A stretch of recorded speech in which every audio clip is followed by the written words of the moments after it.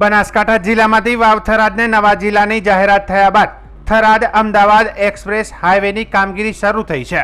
આ હાઈવે માટે જમીન સંપાદનની પ્રક્રિયા ચાલી રહી છે।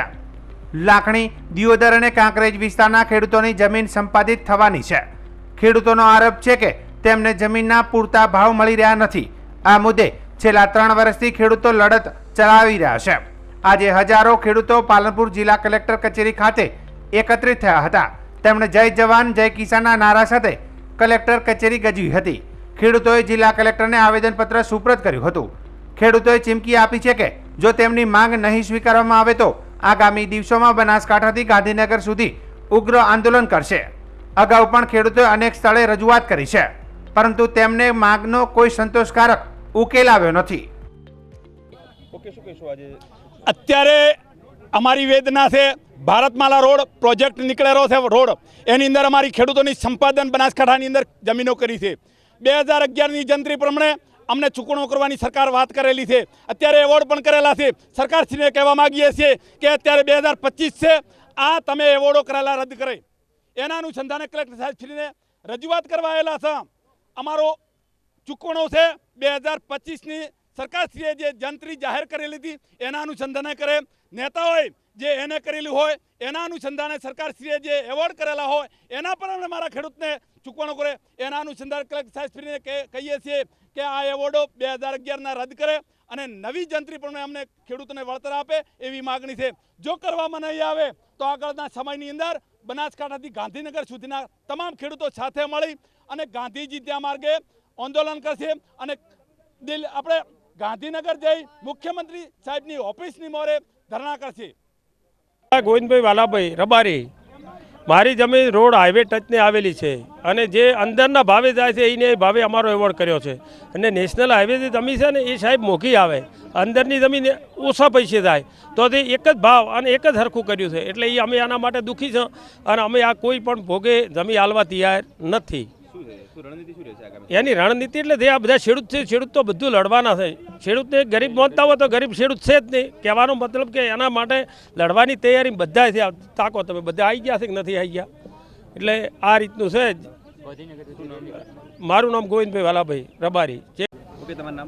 મારું નામ રાજેશભાઈ રમાભાઈ ચૌધરી જસાલી, દિયોદર। ભારતમાલા રોડની અંદર અમારી જમીન જાય છે, અમને વીઘે 2 થી 2.5 લાખ રૂપિયા સરકાર હાલવા તૈયાર છે, બરાબર। હવે આ ભારતમાલા રોડની અંદર ઘણા ખરા નેતાઓની જમીનો એને થઈ ગઈ છે। હવે એમને 5 કરોડ ને 7 કરોડ રૂપિયા મળે છે। હવે એમાં તો અનાજ ઉગતું જ નથી। અમારી જમીનમાં અનાજ ઉગે છે, સરકાર અનાજ ઉગે છે, એની એ અનાજ સસ્તા અનાજની દુકાનમાં 80 કરોડ લોકોને અનાજ પૂરું પાડે છે। દૂધ અમે પેદા કરે છે, ત્યારે અમારી જમીનના 2-2.5 લાખ રૂપિયા અને પેલી એને થયેલી જમીનની બંજર જમીન ગણાય, એને 7-7 કરોડ રૂપિયા 5-5 કરોડ રૂપિયા સરકાર ચૂકવે છે। સરકારને મારી વિનંતી છે કે જે એને જમીનને વળતર આવે એનાથી અમને 3 ગણું વળતર આલો। અમારી જમીન તો ઉપજાઉ જમીન કે અનાજ પાકે છે ને। રબારી સરદારભાઈ ચડાભાઈ શેષણ જૂના। મારી જમીન 1 હેક્ટર ને 23 ગોઠા જાય છે। 1,87,000 મારી જમીન પડાવવાની વાત કરે છે। 21 રૂપિયાના ભાવને મોળી છાશના ભાવ અને પાણીના ભાવની મારી જમીન લીધી છે। એટલે આ જમીન અમે આ એવોર્ડ સ્વીકારવામાં આવશે નહીં। પૂરી વળતર આપશે તો જમીનમાં અંદર વળવા દઈશ ને કે વળવા દઈશ નહીં। ભલે સાહેબ મરવું પડે છે કબૂલ વાત છે, પણ જમીન તો નહીં આપીએ પાણીના અને છાશના ભાવે। એને પૂરું આંદોલન થઈ ગાંધીનગર જવું પડશે, જશો અને લડીશ તો પૂરું લડ। મારું નામ દેસાઈ ભરતભાઈ। ભારતમાલા ગ્રીનફિલ્ડ પ્રોજેક્ટમાં મારી 6 વીઘા જમીન જાય છે। સરકાર હળાહળ અન્યાય કરી રહી છે। પહેલાં તો જૂની જંત્રી મુજબ અહીંયા ભાવ આપે છે। હાલ સરકારશ્રીએ નવા મુસદ્દા 2025 એપ્રિલમાં જાહેર કર્યો છે, એ જંત્રી આપતા નથી। વત્તા ખેડૂતનું ઘર છે એની ટોટલ જે વૃક્ષનો છે એ પણ મળેલ નથી। હાલ જે મળી છે જૂની જંત્રી મુજબ મળી છે અને એ અમને કોઈ પણ પ્રકારે ખેડૂતોને સ્વીકાર નથી। અમારો એક જ મુખ્ય મુદ્દો એ છે કે નવી જંત્રી મુજબ અમને આ સરકાર વળતર આલે તો જ યોગ્ય છે, નહીં તો અમે આ રોડ નહીં થવા દઈએ। જો સખતમાં સખત આ બાબતે ખેડૂતો બધા જાગૃત છે અને અહીંયા બધા મળ્યા છે। એમની મુખ્ય માંગ એ છે કે નવી જંત્રી જે મુસદ્દો એપ્રિલ 2025માં જાહેર કર્યો છે એ જ મળવો જોઈએ। એ નહીં મળે તો અમે રસ્તા રોકો આંદોલન કરીશું, રેલ રોકો આંદોલન કરીશું। કોઈ પણ સંજોગોમાં હાલ ખેડૂતોને કારણદર્શક નોટિસ આપવામાં આવી છે કે આને એવોર્ડ થઈ ગયેલો છે, કોઈ પણ ખેડૂતોએ એવોર્ડ સ્વીકારેલ નથી।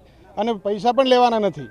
અમારી મુખ્ય માંગ એ છે કે અમે આ ત્યારે સ્વીકારીશું જ્યારે એપ્રિલ 2025નો સરકારશ્રીએ નવો મુસદ્દો જાહેર કર્યો એ જંત્રી આપશે તો જ સ્વીકારીશું, બાકી ઉગ્ર આંદોલન કરવામાં આવશે. આ અમારી મુખ્ય માંગ છે.